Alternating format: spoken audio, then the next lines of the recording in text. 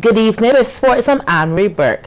Antonio Madani will take on Julian Michael Jackson White for the $20,000 prize in the men's open of the COB Credit Union World Road Tennis Championship, which is set for later this evening. Daniel defeated Mark Venom Griffith in the semi-finals last night at the Stringer Memorial Secondary School in an exciting matchup. In the first semi, Julian Michael Jackson White beat Curtis Jones to book his spot.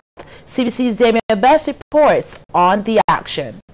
Highlights from night number 4 of the City of Bridgetown Cooperative Credit Union World Road Tennis Championships. The men's open semi-final number 1. Julian Michael Jackson White closest to the screen versus Curtis Jones. Jackson up 1 game.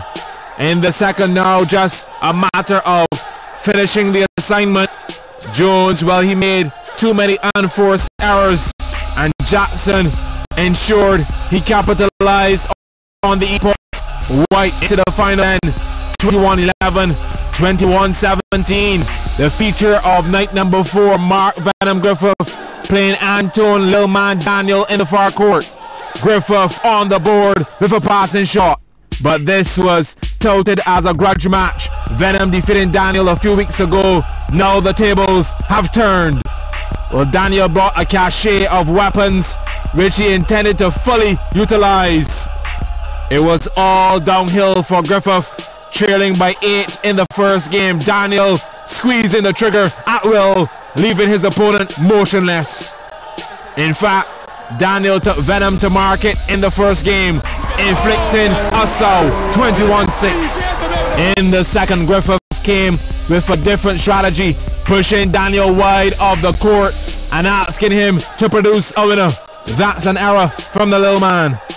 But ever so often, Daniel countered with a straight drive from an acute angle. However, in this second game, Griffith threatened to force a third, if only briefly. Good defense, then Daniel with the error. But for every point Venom gained, Daniel took 2. Express delivery down the line, fading away. And even if Venom managed to get his racket to it, the force behind the shot was too much. The father's correction was almost complete. Daniel going across his body to produce the goods. Oh my. Game and set point. Excellent rally. But Griffith finds the net and Daniel into the finals in 2 straight. 21-6, 21-18. Damien Best, CBC Sports. Meanwhile, it will be Kim Holder versus Sheldon Waldron for the $20,000 prize in the women's open final. Holder got the better of Abigail Haynes at 21-19, 21-17, while Waldron beat Rachel Smith 24-22, 23-21. A half century from DeAndre Doughton failed to inspire the West Indies women and their bid for automatic qualification to the ICC Women's World Cup. The West Indies women were handed a 5-wicket defeat by India women in the second ICC Women's Championship One-Day International. Doughton top scored of 63 as the Windies women were restricted to 153 for 7 in their allocation of 50 overs after being put into bat. Now the Indian captain Mathali Raj, she top scored of 45. The result meant the Windies women trailed 0-2 in the 3-match series with India women, but more importantly, they faced a huge task of winning the final One-Day International to gain early qualification for the World Cup, which is to be hosted by England and Wales Cricket Board next year. The Leeward Island Hurricanes lead the Barbados Pride 229 runs with 5 wickets in hand at the end of day 3 of their 4-day PCL game in St. Kitts. Scores: the Hurricanes 337 and 89 for 5, the Pride 237. Over at Providence, the Ghana Jaguars are 298 and 238 for 4 against the Jamaican Scorpions, who are 208 and 2 for 1. And the latest score in the other game, the Windward Islands 142 and 242 for 8, TNT Red Force 242. Well, the Goddard Enterprises Limited Division 1 volleyball competition is into round 2 of the tournament with 4 matchups this evening at the new venue, the Oldbury facility in St. Philip. That's also where it's closed out for the first round games. In those games, Knockout Kings Barbados Bearings and W. Gittins Progressive had to fight hard as they staved off a strong challenge from All Stars, while Knockout Queens Flo Deacons were handed a defeat by Club United. Progressive in the blue came out with fire in their eyes. Chioke Holder spiking down through the middle.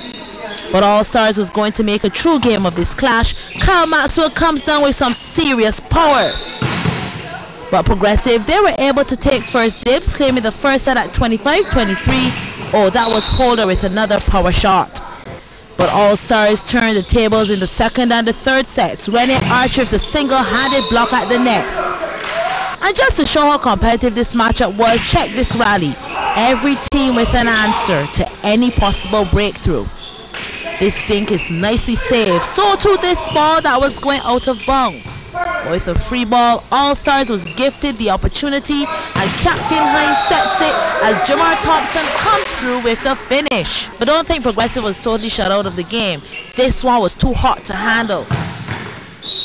Then the veteran Fabian Cox steps in to remind us of what he's well known for, a spike with tons of power. But All Stars were the real victors, forcing a 4-set, taking the second and third at 25-22, 25-21. But as the saying goes, it ain't over till the fat lady sings, and Progressive pulled back the fourth at 25-20, so into the deciding fifth set. Morris Seeley with the serve, well received, and then the fireball. And who else to have the final say but Cox in signature style? Progressive closing it out at 15-12 in the final set, ending on 17 points with a game in hand. Meanwhile, knockout Queens Deacons left St. Philip on the losing end as they were able to win the first set of their encounter with Club United. Shante Steele with one of the few shining moments. Deacons will try to keep up with success to some degree, fighting to stay in the top two on those tables. But the night really belonged to Club United, who won 25-21, 18-25, 24-26, 22-25.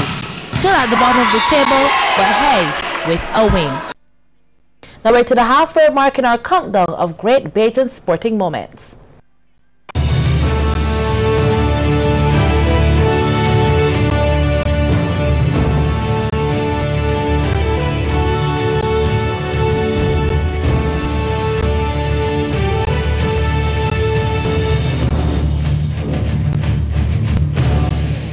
September 2014, Barbados created tennis history, qualifying for the Davis Cup, Zone 1. Barbados defeated Mexico 3-2 in the Zone 2 final after trailing 2-1. Hayden Lewis up against Lucas Gomez in the white. Gomez impressive early, leading 2-love in the first set. Lewis with some errors, handing Gomez a couple break points. And Mexico with a commanding 4-1 lead. However, Lewis was still serving well and showed a bit of what was to come. Back-to-back aces.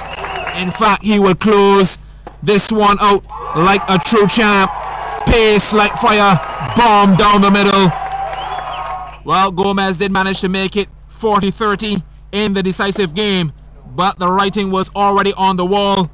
Barbados, champs of Group 2 Davis Cup tennis. Barbados' birth into top-flight world team tennis. A great Bajan sporting moment. Los Angeles, 1984, Barbados as a nation made it to an Olympic final for the first time when the 1600-meter relay quartet of Elvis Ford, David Peltier, Richard Louis, and Clyde Edwards were 7th in the final in 3 minutes, 1.60 seconds. That was a Barbados national record and a great Bajan sporting moment.